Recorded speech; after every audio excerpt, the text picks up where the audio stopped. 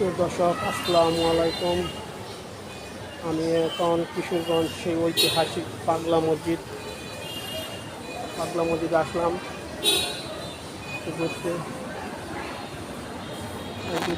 ভিতরে ঢুকলাম, মসজিদের ভিতরে ঢুকলাম। দেখেন, সবাই দেখেন মসজিদের ভিতরে।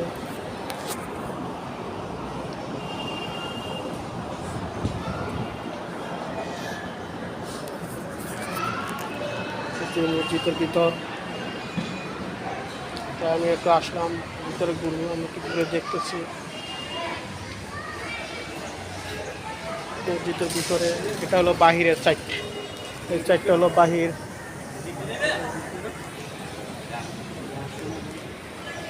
এটা বাহিরের সাইড, ভিতরের সাইড আরেকটা আছে। ঘুরতে আসলাম মসজিদ, পাগলা মসজিদে না, আল্লাহর কাছে চাইতো সবাইকে জন্য